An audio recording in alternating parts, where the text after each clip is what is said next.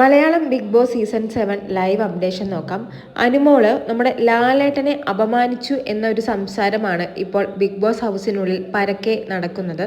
ഇപ്പോൾ ലൈവിൽ ആദിലയും നൂറയുമാണ് അതിനെക്കുറിച്ച് സംസാരിക്കുന്നത്.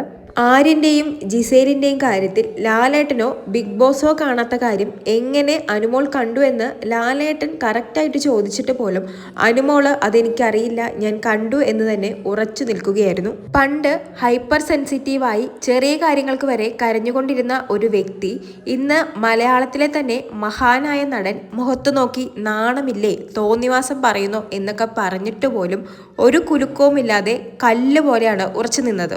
6 മണിക്കൂറോളം ബിഗ് ബോസിന്റെ ക്രൂ വരെ ചെക്ക് ചെയ്തിട്ട് അനുമോള് കണ്ടു എന്ന് പറഞ്ഞൊരു സംഭവം ക്രൂവിലെ ആർക്കും കാണാൻ സാധിച്ചില്ല. അത് നമ്മുടെ ലാലേട്ടൻ വ്യക്തമായി തന്നെ അനുമോളോട് പറയുന്നുണ്ട്. എന്നിട്ടും അനുമോള് കണ്ടു എന്ന് തന്നെ പറയുകയാണ്. ചെയ്ത തെറ്റ് അംഗീകരിക്കാനോ ഒരു മാപ്പ് പറയാനോ അനുമോള് തയ്യാറായില്ല. അനുമോൾ ജിസേലിനോട് ഇതിനു മുമ്പ് തന്നെ പറഞ്ഞിരുന്നു, ഈശ്വരൻ വന്ന് പറഞ്ഞാലും ഞാൻ മാപ്പ് പറയില്ല എന്ന്. ആദിലയും നൂറയും ഇതിനു മുമ്പും പറഞ്ഞിട്ടുള്ള കാര്യമാണ് അനുമോൾ എന്തെങ്കിലും തെറ്റ് ചെയ്താൽ അക്സെപ്റ്റ് ചെയ്യില്ല എന്ന്. എന്നാൽ ലാലേട്ടന് മുമ്പിൽ പോലും ഇതുപോലെ ഉറച്ചു നിന്നത് ഹൗസിലുള്ള മറ്റുള്ള എല്ലാവരെയും ഞെട്ടിച്ചു കളഞ്ഞിരിക്കുകയാണ്.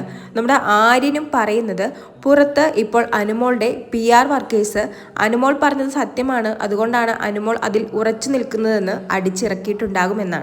എന്തായാലും ഹൈപ്പർ സെൻസിറ്റീവായ അനുമോള് ഇതുപോലെ ലാലേട്ടൻ പബ്ലിക്കായി വഴക്ക് പറഞ്ഞിട്ടും ഒരു തുള്ളി കണ്ണുനീര് കളയാത്തതിൽ എല്ലാവർക്കും ഒരു സംശയമുണ്ട്.